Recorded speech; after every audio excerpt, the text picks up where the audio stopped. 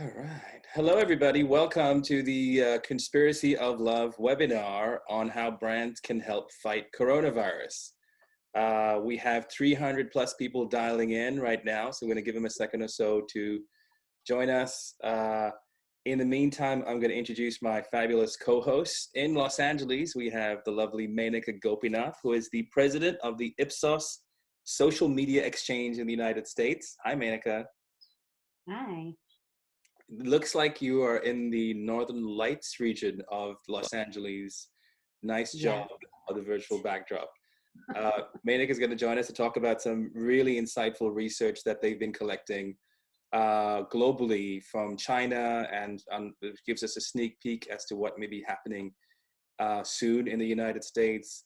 And then lots of really interesting data of how consumers want brands to act right now, which is really some crucial intelligence that we wanted to get out there as well.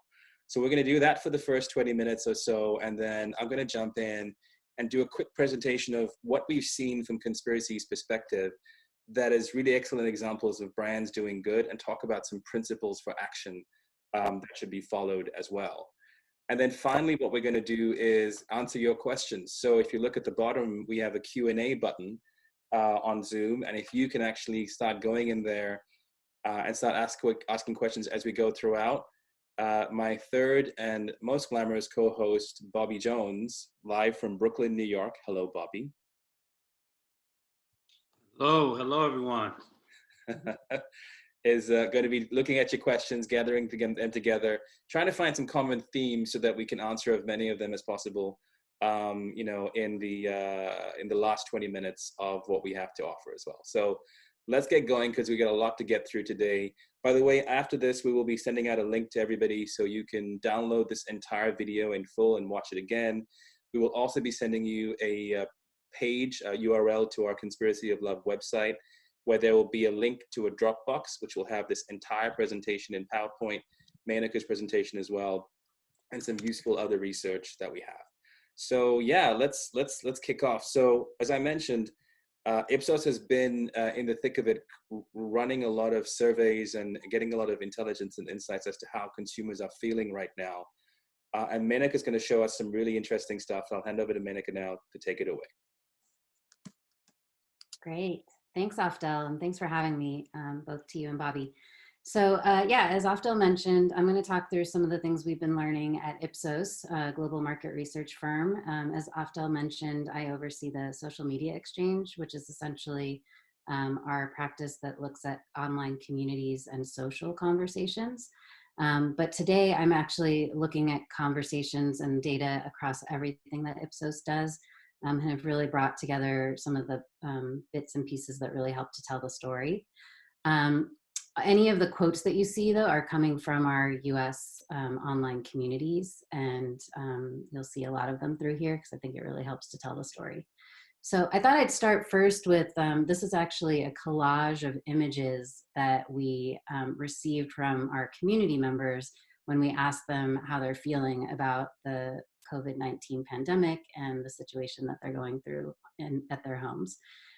So you can see there's a lot of different imagery on here, but it's definitely a combination of despair and stress and anxiety, and then a mix of some boredom and some little elements of hope as well. But I think there's no doubt that Americans are very, very concerned about the impacts of COVID-19. We saw just in the past week, we're asking consumers every week about how they're feeling about the situation and emotions that they're feeling. And we saw just this past week that the negative emotions really have risen. And there's just a lot more worry, anxiety, and frustration taking over. And a lot of this is due to just the reality setting in, right? The feeling of the tangible effects that this crisis is having an impact in people's lives. We're seeing people feeling like their emotional well-being is getting worse. More and more people are being furloughed or losing their jobs. You saw that in the unemployment numbers recently. And then more and more people are self-quarantining. Still not as high of a number as I'd like to see, but it's happening more and more. And we're seeing that all of those things are making this very real for people across the country. Additionally, across the globe, we're seeing the impact of this pandemic. They're not only worried about themselves, but we're also seeing nicely that there is people being concerned about others, and also really curious about the impact on the long term. And that's something that I think all of us are really wondering, what does this look like in the long term, and how long is this really going to play out for? So Afdal mentioned that, we obviously have learnings from China, who are a couple months ahead of us, and our colleagues, our IPSOS colleagues in China, have really helped to put some context together in terms of the journey that they're seeing in that country, and how we can kind of look at that across the globe. So these are just some of the stages. Again, I don't think this is a linear process. I think people are probably going back and forth, and it's dynamic. And by no means is China out of this journey either at this point, but you can see that there's definitely a very big shift from disbelief to the actual preparation and adjustment piece. But as we keep going in this journey, obviously there's going to be settling into what this means, and just kind of pushing ourselves through it. And ideally, there's some hope that comes from that, this process, and we can start to look at some of those signals as well. When we look at this journey in the context of the US, you'll see that the people have, for the most part, moved beyond the disbelief piece, and they're really in that preparing, adjusting, and acclimatizing, never say that word, piece of the journey. I think the US is so large that there's definitely, it's different depending on where you are. Like obviously the coasts have had to do more of that adjustment faster than some of the more middle parts of the country, but that we're seeing that more and more, that's shifting, and it's becoming very real everywhere.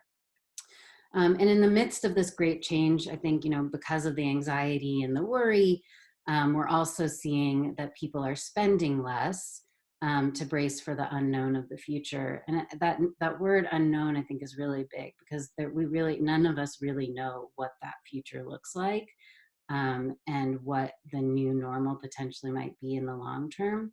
And that obviously is causing a lot of stress. But in the midst of that, obviously, we all are adjusting and acclimatizing to our new normal today. And we're seeing that routines are rapidly changing, which is really pushing people to have to find new solutions to just make it work, right? What does that look like? One of my favorite memes this past week is a meme of a Teams meeting in Microsoft where the boss accidentally turned themselves into a potato and then didn't know how to turn themselves out of it. So people are definitely having to figure out how to use new tools and virtually connect with each other. And then definitely the whole juggling of working from home, having to do distance learning, having your kids with you. So all of that is definitely impacting how people are having to shift their routines. And with that, we're definitely seeing that times of crisis can be an accelerator for change. This is a recent stat from a survey we ran at IPSOS, where 62% of 18 to 34-year-olds in the US have said they're using a new product or service as a direct result of COVID-19. And more than half of them are saying it's good or better than their usual products. So it's really getting people to move outside of their status quo, which from an innovation standpoint, it can be very hard to shift people out of their habits. But because people have been shaken out of the status quo involuntarily because of this pandemic, it's definitely pushing people into places they may not have always tried. As you can see from this quote over here, where someone tried a yoga class for the first time. So how does that impact what brands should be doing in this context?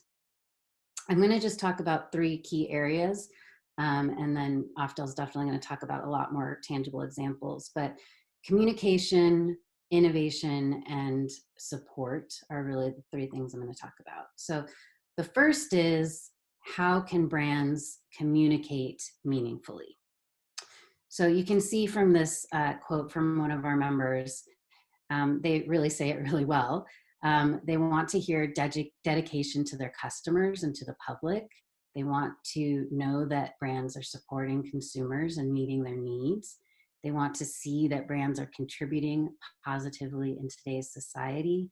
And they want to feel that true, genuine sentiment from a company. And I think we're definitely seeing that from a lot of different people and brands.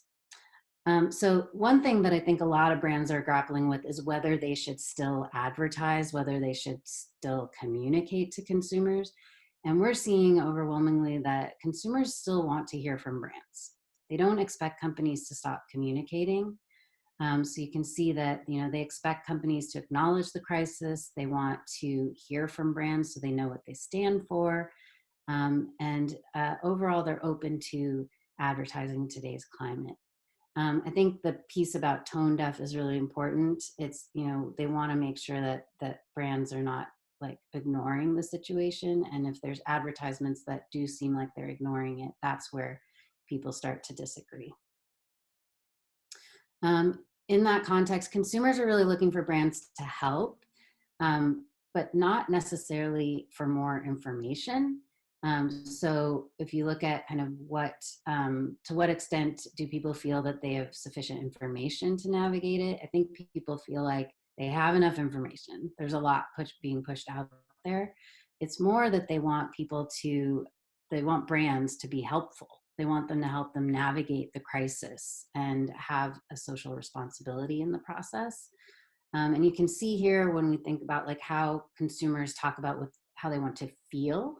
It's really, they want to feel optimistic. They want to feel secure.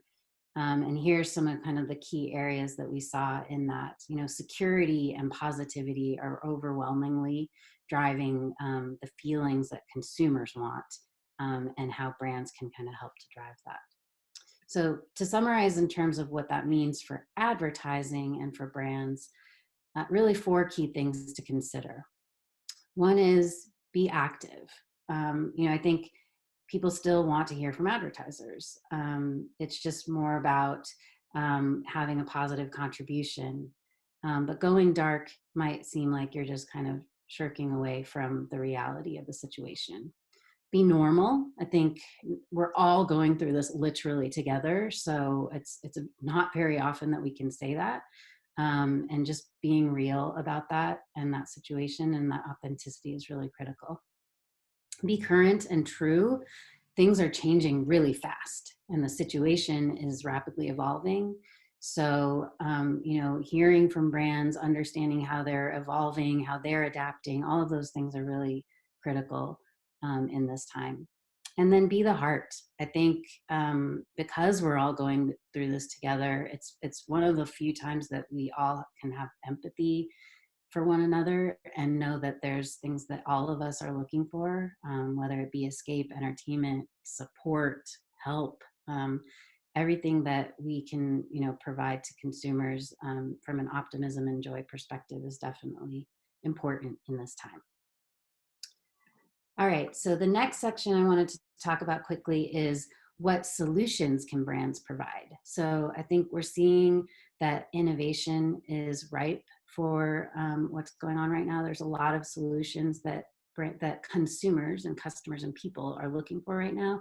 This is an example of a consumer that said, Boost Mobile texted them that they're going to be giving them free data and minutes.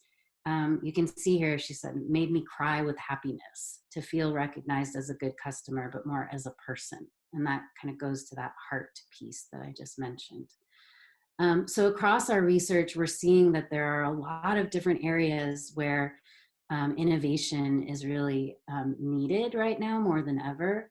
I mentioned, a lot more people, everyone across the board at IPSOS, for example, are working from home. And that means that we really are struggling with figuring out our workspaces. I know that a lot of people are trying to hack their own like stand-up desks and deal with how they kind of manage like different schedules. So all of those things are driving opportunities for innovation.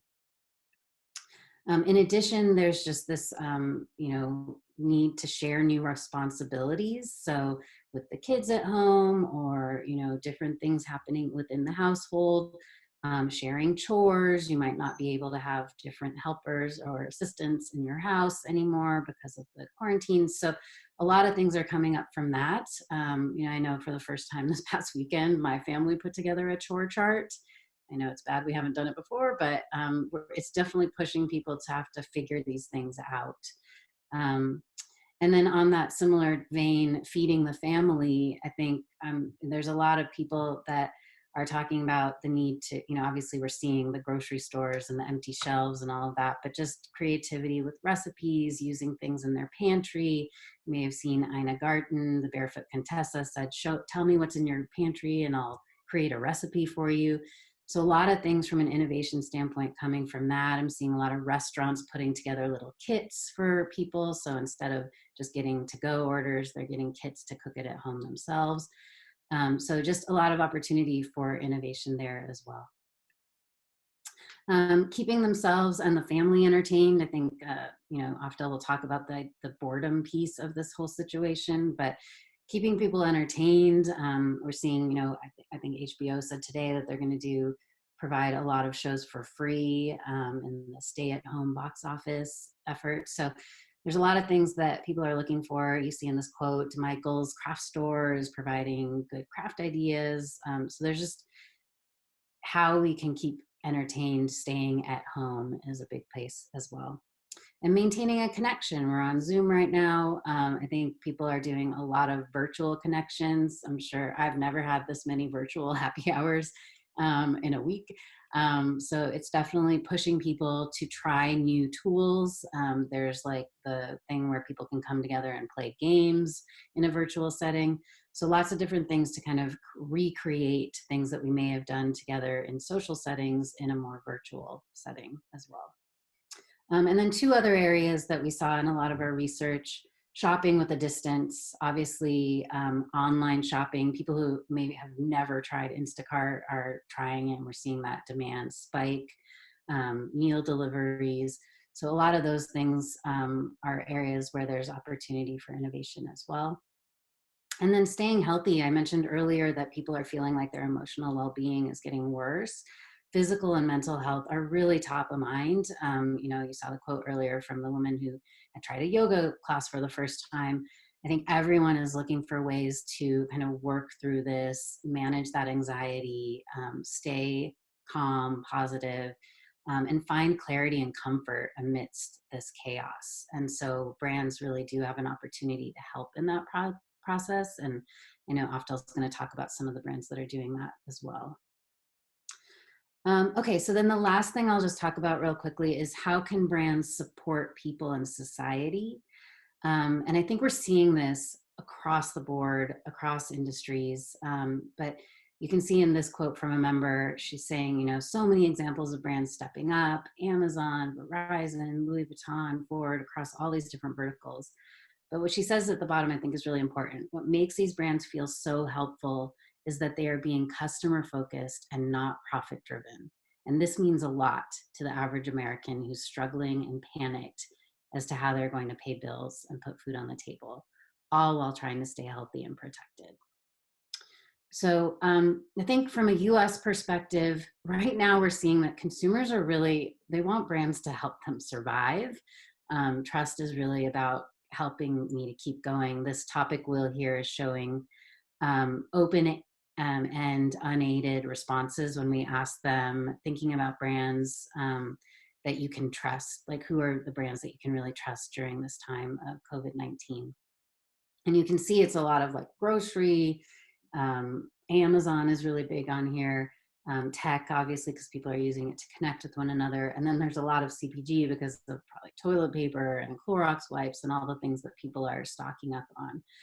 So that survival piece, I think, is really big, obviously, but there's a lot of other areas where brands can help and support, as I just talked about, from an innovation standpoint, but also from a more social responsibility perspective as well. So I thought I'd just share a couple quick slides from the learnings from China and what they've been seeing, again, because they're a little bit ahead of us. So they kind of mapped on a quadrant what they're seeing from brands there and what they've been seeing. So like the top is intimate, the bottom is distant, the right is heartfelt, the left is rational. The majority of what they're seeing from brands actually falls into that bottom right quadrant, which is really large scale support, human driven, without overt expectation of recognition or reward. And that's really kind of where they're seeing the majority of brands put their efforts in China from that perspective. There's also people doing more warm-hearted individual acts, and we're seeing that in the US as well, like helping healthcare workers and people directly impacted by the crisis. Over here on the left are things more like, it's more like, I gotta do something, so I'll do it. But, and on the left, more about like just transactional and expecting a return. So I think what we're seeing though is more on this right side where that heart is really important to the approach.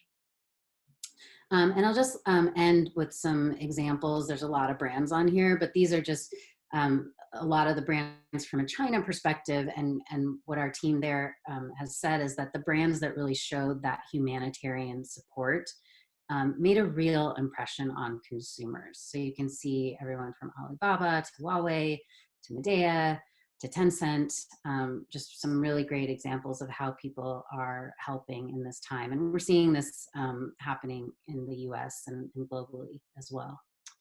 So just to end on that, these are just some of the learnings from China in terms of kind of how can you be there to support your consumers.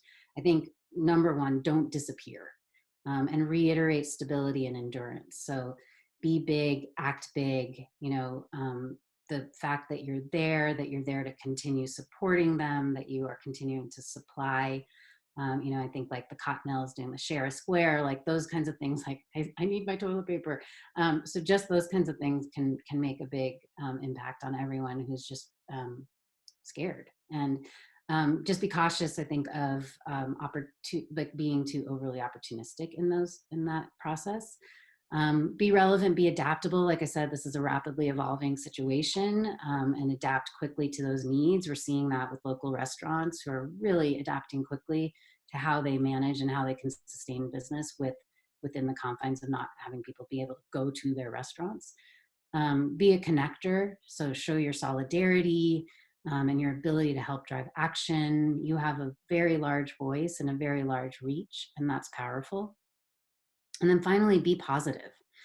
So back to that point about just providing reassurance, and looking ahead to kind of returning to that stability post-crisis.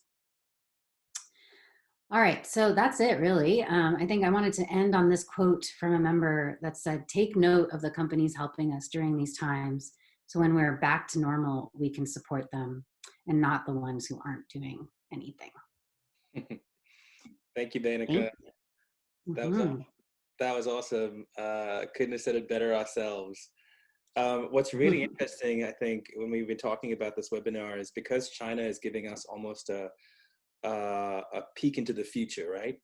Can you just talk a little bit more about this correlation between the brands who did the most good during the crisis now starting to see their metrics start to get better in terms of consumer loyalty, advocacy? Is there any more you can elaborate on? I don't have any hard data to share, but I think what we're seeing anecdotally is that, and what that consumer said in that quote really is the ones that were there and that were present and that were helping and that were showing their voice and their reach and their ability to support the country are the ones that are really surviving this whole process. And I think we're seeing that the starting stages of that in the US as well. Cool. For sure. Thank you so much for sharing that with us. Menaka's report will be available to download after we finish this. We'll send everybody a Dropbox link. For those of you who are just joining us, Menaka is the president of IPSOS Social Media Exchange in the US. She's here in Los Angeles with me. Mr. Bobby Jones is in Brooklyn, New York. He's keeping an eye on all of the questions you guys have asked so far. There's only 2 of them so far. So if you've got more, go into the Q&A box at the bottom of the screen and add your questions. If you have questions for Menaka, in about 20 minutes when we get to the Q&A session, the 3 of us will be answering them as well. So I'm going to switch over now and talk a little bit more from a qualitative perspective, you know, what we are seeing as Conspiracy of Love, and kind of sharing some examples of best practice with you guys as well. The first thing I would probably say for those of you who don't know who we are is, what is Conspiracy of Love? We are a brand purpose consultancy. I'm based here in Los Angeles and Venice Beach. Bobby is in New York, and then our third partner, Nadia Larinci, is in Europe. And what we really have been doing over the past 4 years is helping Fortune 500 companies, nonprofits, and social enterprises use business and culture as forces for good. We do this through discovering purpose and helping to design purpose-driven initiatives. And what we just realized was right now we are seeing incredible work starting to come from corporations doing good. Every day I wake up and I see another story of a company taking action at scale that would have been, unthinkable a few weeks ago as well. So I'm actually quite hopeful about how corporations can help us get out of this crisis. And our role here is really to try and encourage more corporations to get in, to join in and have a much more kind of engaged role as well. So what we're going to do here today is really kind of take you guys through some best practice that we've seen, and also some watch outs as companies begin to kind of navigate this space. In addition to Menaka's awesome research, we also found this Edelman Trust Barometer research. The hyperlink is at the top there if you want to click through to a news article about it. And this really backs up what Menaka was just saying. People are paying close attention to how brands are behaving. 65% of consumers say that a brand's response in the crisis will have a huge impact on their likelihood of purchasing it in the future. Right now, when this disruption is happening, brands can either build a new level of connection with their consumers or risk losing that relationship forever as newer, faster, more nimble brands step in to kind of take that over. This Edelman survey was in the 12 largest markets globally, so not just the United States, but China and Brazil and so many others. Globally, I found this statistic amazing. 62% of consumers said they did not think their country would make it through the crisis without brands playing a critical role in the fight against the coronavirus. I've never seen that level of engagement before. 90% wanted brands to partner government and relief agencies to address the crisis. 60% said they're turning to brands that they absolutely can trust. You're seeing this with Clorox and brands like that. And then again, 1/3 of consumers said they have started using a new brand because of the innovative or compassionate way it has responded.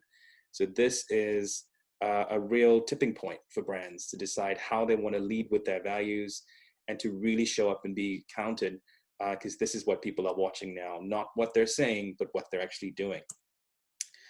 It's important, I think, at this point to also point out that there's two vastly different COVID-19 experiences happening, right? So there is people who are privileged. They're the ones who are at home, they're bored, they have access to entertainment experiences, they have enough savings or commitments from employees to not worry financially for a bit. But what is happening on the other end of the scale is carnage. There are huge chunks of this country who are underserved populations who have to work to stay alive. So they cannot stay at home because they will not have any money. They're frightened and scared. They may have lost their job. This is the terrifying thing. When I started writing this presentation on Monday, the unemployment figure was 3 million, and today it's 6.6 million. So in 5 days, the number doubled.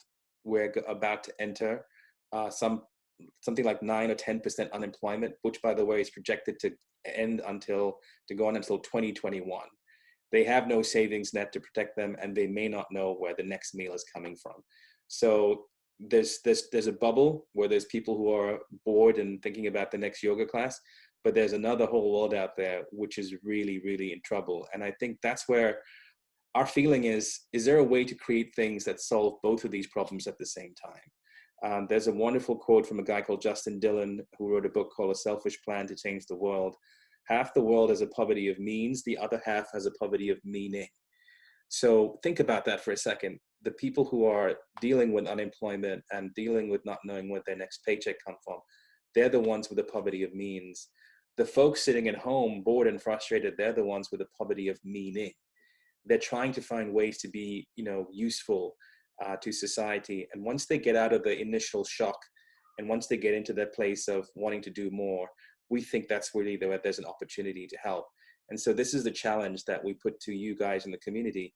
How can brands find ways to help the privileged, help the underserved?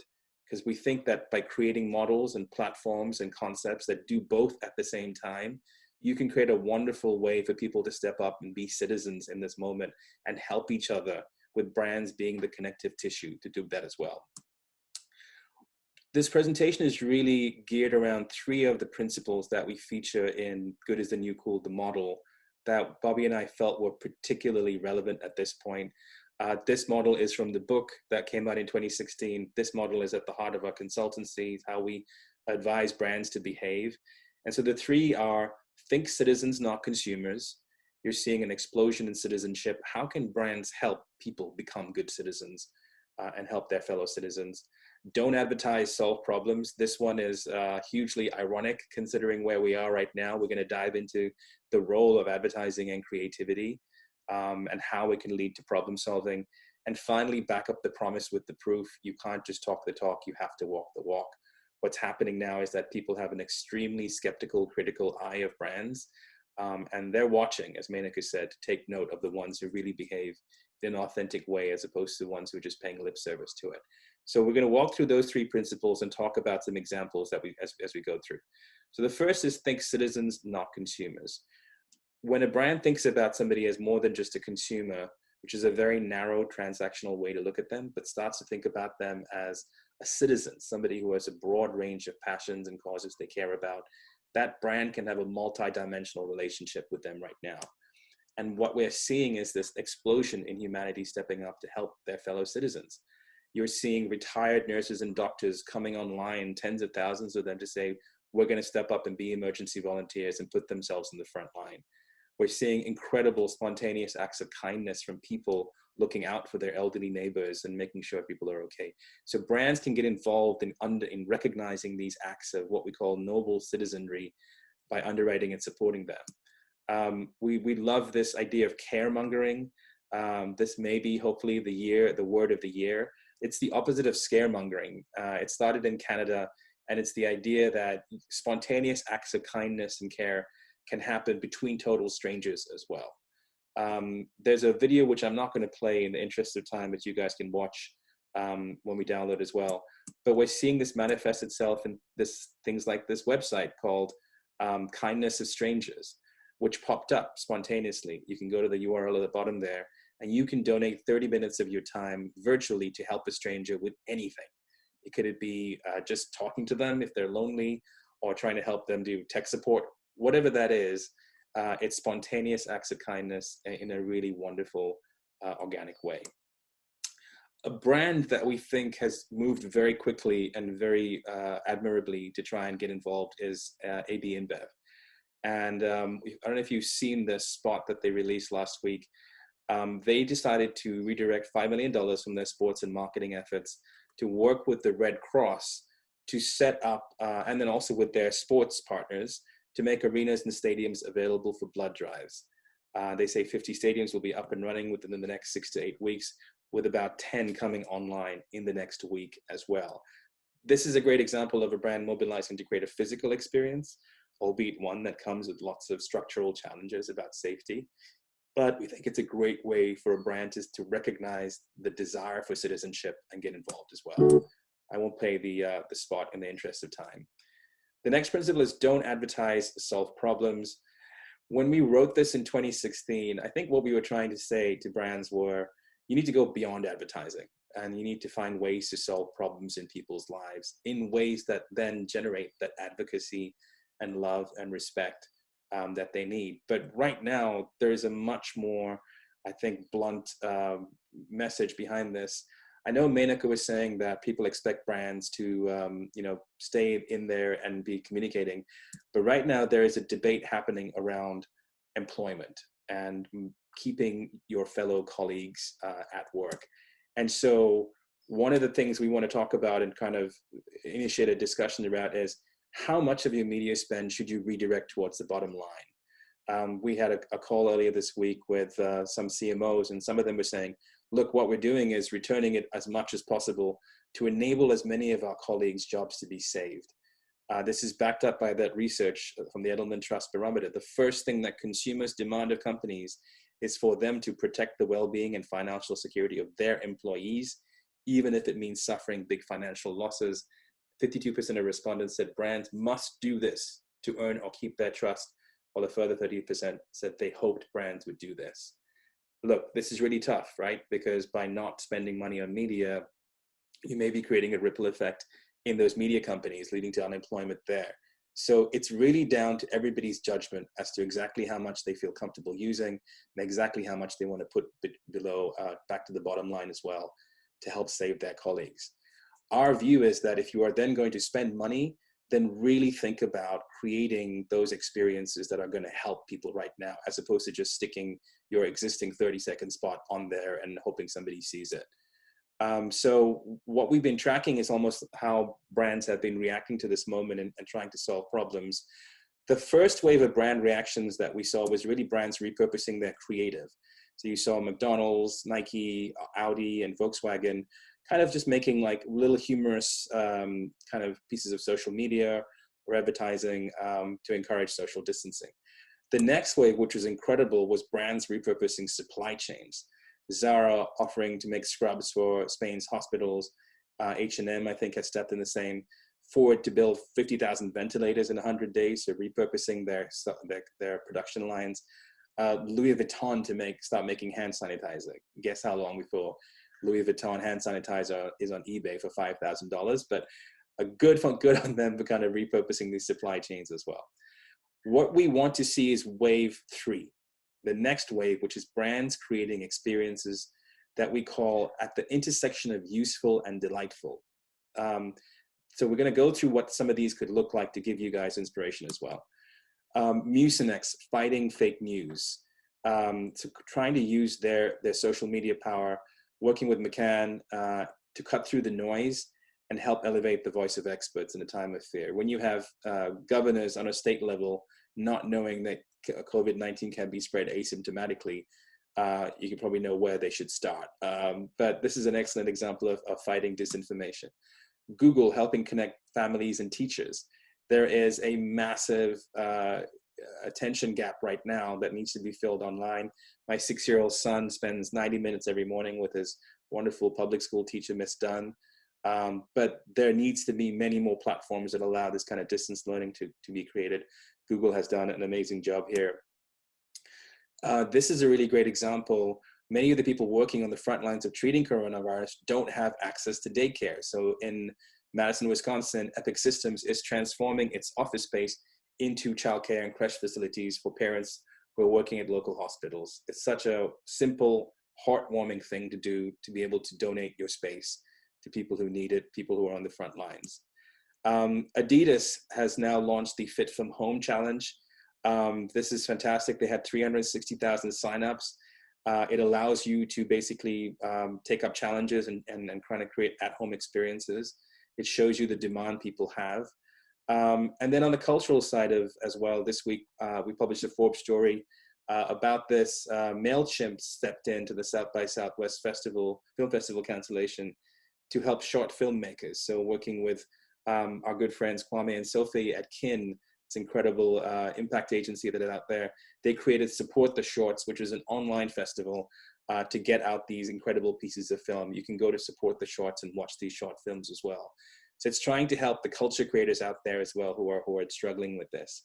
And then for kids, Mattel has announced the launch of the Mattel Playroom, a wonderful online resource. My son downloaded and printed a bunch of this stuff. Yesterday, they have from their brands like Hot Wheels, Barbie, lots of different portfolio of activities to keep you going in this time as well. And then even at the younger end of the scale, Hello Bello has created Camp Hello Bello, which is just a fun Instagram Live IGTV experience where there's lots of singing and dancing, etc., for the younger age group as well to keep them occupied. And then, so that's really kind of examples of useful and delightful experiences. We would love to see more brands and their agencies work to create these things that allow them to still deliver their purpose, but also fill a void that's left in there as well. The final principle is back up the promise with the proof. And this is really where we go back to this idea that people are watching. And consumer attention is really focused on sorting out the hype from what's actually happening. So Gap got a lot of headlines announcing it was producing face masks, but literally the next day they announced they were furloughing 80,000 workers without pay. So whatever good, PR they got out of it was lost the minute they took that decision. I know retail is hard as a sector, but this is a moment where we believe brands need to protect their workers and employees first. That is the line in the sand that is going to stop this from becoming an even more epic disaster than it already is. Some great examples of brands stepping up and backing up the promise with the proof. Dyson have always been one of the most innovative technology companies in the UK. Together with a technology partnership, they've created the Covent, a bed-mounted portable ventilator that can run from battery power. I think it has plans to donate 10 or 15,000 of them in the UK. Unilever have stepped up, delivering against their purpose of making sustainable living commonplace, committing to 100 million euros of free soap, sanitizer, and food to markets around the world. Lego Foundation, always one of the brands we love in the purpose space. Lego Foundation is making a 50 million donation to charities that partner with families in need. And then just like Mattel, they've also created an online resource, Let's Build Together, to kind of create fun, experiences for kids as well. In addition, what we wanted to do was also give you some previews of other platforms you can support today. Conspiracy of Love is working with Feeding America, who are doing an incredible job right now of feeding those underserved communities we talked about right now. They have said that they've never seen the depth and longevity and scale of this problem. They're generating, they want to generate millions of funds, and they're looking to work with brands who can help them not just in the short term, but crucially in the medium and the long term as well. What happens in 6 weeks, 8 weeks, 12 weeks down the line, when people are bored and looking for different things to do? We'd love to talk to you if you want to talk to them, and we can kind of connect the dots. Another incredible organization is Not Impossible Labs, who are Mick Edelman and his crew, who are literally 2 blocks away from me here in Venice Beach. They have this project called Hunger Not Impossible, which I think is frankly incredible. I'm going to play you a little demo. What Hunger Not Impossible does is it allows nonprofits to designate people in their community who need access to food. And then via this very cool text messaging bot, they can get this demand across to them very quickly. Okay, so here we go. So you look on the right-hand side. You start by getting a text message which asks you to enter in your address. This is the person who's going to be receiving the food. Once that is sent back, it instantly gives you 5 different restaurants that you can order food from. You pick a restaurant, it gives you 5 different menu choices. You pick a menu choice, and when you hit confirm, bang, that meal is ready for you at that restaurant in 5 minutes or half an hour, how long it takes to prepare. All you do is you go up and you show this mobile phone to get it for free. So it's a remarkably efficient, scalable way to get food to people who need it. It's also a great way to keep restaurants in business, something which is sorely needed right now. I believe they're piloting it in 5 markets so far, but they're getting ready to launch it nationally. If you or one of your brands is interested in partnering with them on this, we think this is a terrific way to relieve the pressure on the infrastructure that's out there and do 2 things at the same time. Help feed people, but also keep restaurant workers in business as well. So we love ideas like this. Thank you, Not Impossible Labs. The next platform that we talked to was called Talkspace. I spoke to them this week. Talkspace is an online therapy platform, so it allows anybody anywhere to get access to therapists via text message, but also speaking to them via FaceTime.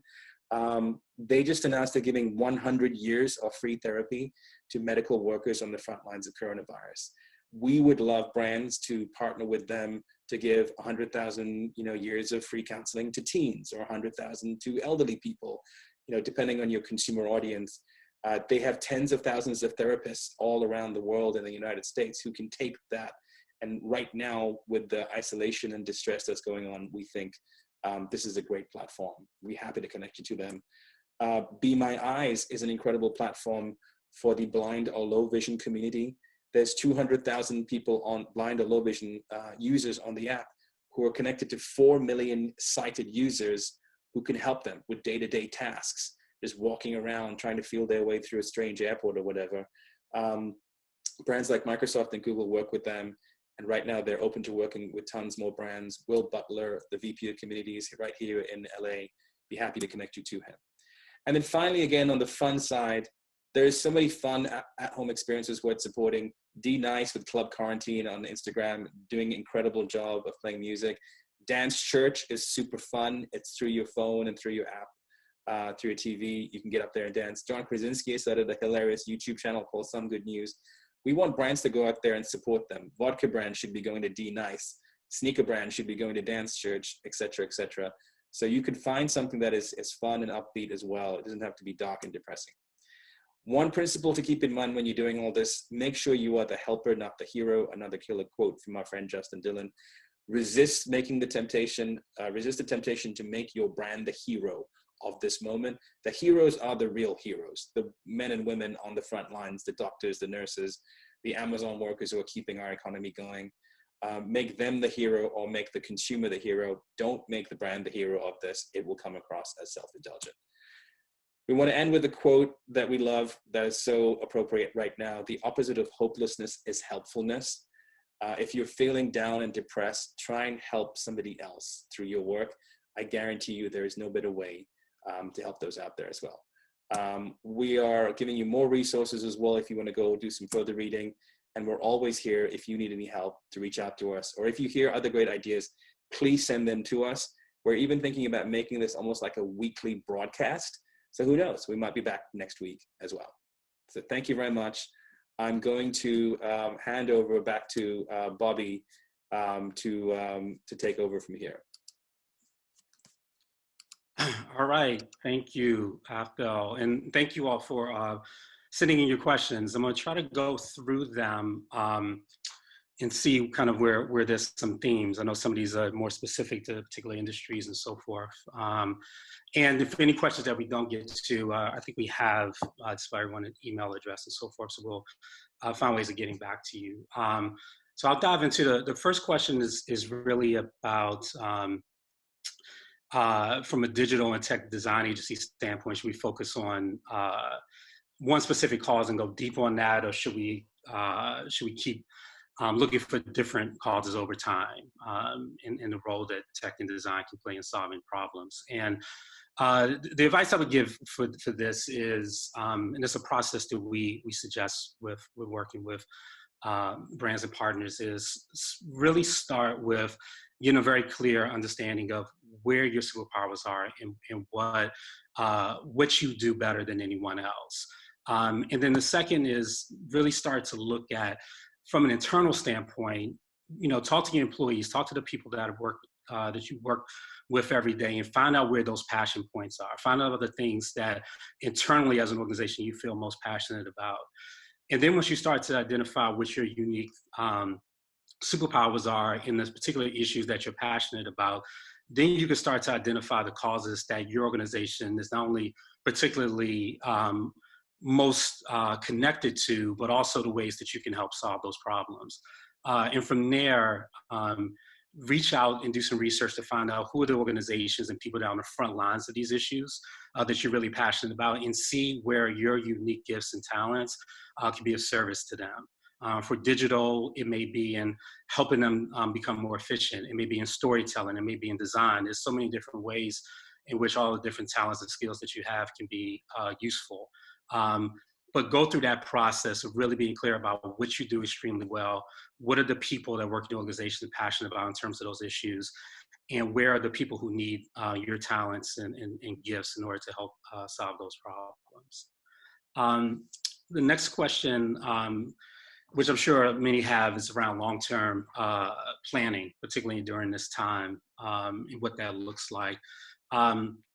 It's a difficult question to answer. I think everyone is trying to figure out what the future will hold. I would suggest, and one of the things we always recommend, is focus on the aspects of needs and problems that are going to continue. If there are particular issues around particular social causes or social issues, whether it's around hunger or any of these particular issues or around business challenges that companies are having. There's certain ones that are going to be timeless. What they look like, the urgency of them, the ways that the world is shifting in terms of the way that these issues intersect with different other shifts that's happening in culture and industry and so forth may change. And that's where flexibility is really important. But when you focus on the things that you know are going to remain to be true, and continue to stay to be true, and then built in enough flexibility and fluidity into your model in terms of how you solve these problems and how you address them, so that you can be nimble as the time as time requires.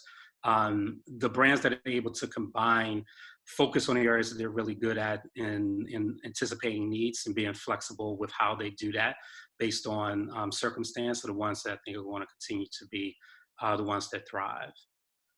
The next question that we have, where it comes, let me just kind of go through a couple of these.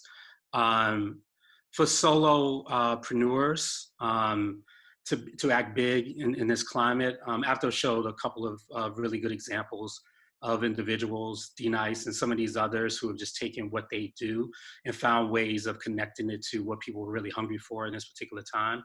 I think it's a great time for solo entrepreneurs, like bigger companies, but particularly for solo entrepreneurs, to find ways of being of service to people in this moment, tell the stories of how you're doing so, invite feedback from your customers, and to see where you can help them in this moment and create innovative ways of helping them in this time.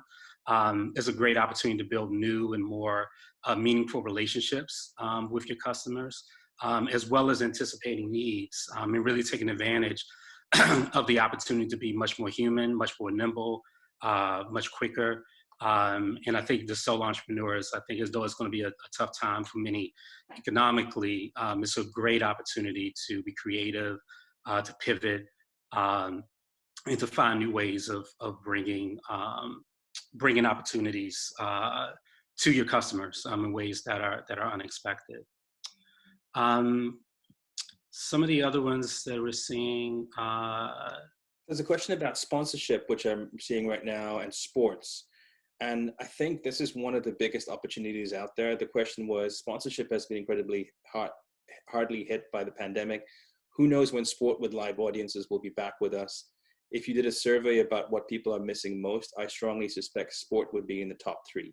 Do you feel that sponsors have an opportunity to make announcements about their commitment to continuing to back their chosen properties and adding purpose-related elements to their campaigns when things return to normal? I think that in addition to doing that and saying, listen, we'll be back, I think there's an opportunity to harness the enormous amount of passion that people have for sport. I think you're seeing wonderful things from individual athletes doing kind of their own fundraising. But if you think about the passion for teams, like we missed March Madness, and there's nothing else coming back for a while. What do you do with all of that pent up fan loyalty that's out there? How do you turn that into, I don't know, what is a fantasy league for, doing good that you can create? So I think right now, if I was the leagues, I'd be thinking about how to take that pent up passion and try and channel it into doing something good as well. Bobby? Exactly. Another question from Melinda, for brands that are primarily B2B, what's your advice in terms of applying the learning, be more visible, present, and active?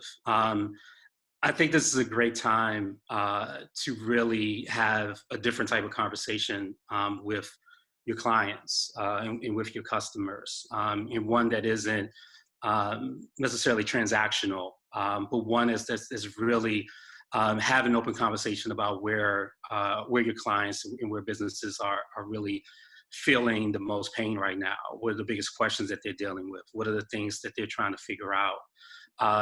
And I think just showing up in a way that is curious, in a way that's helpful, in a way that's even empathetic, even though we don't often use words like empathy and compassion and those things for businesses. Businesses are run by people, and these are people that are waking up every day trying to figure out how to make tough decisions at this time. And I think it's a great opportunity to reach out to these, to your clients and to your customers and connect on that human level and to check in to see where those struggles are and to see where, you know, not only your particular offerings, where they are today or where they were pre-virus, in a pre-virus world, but what are the things that people are struggling with that you can begin to innovate to help.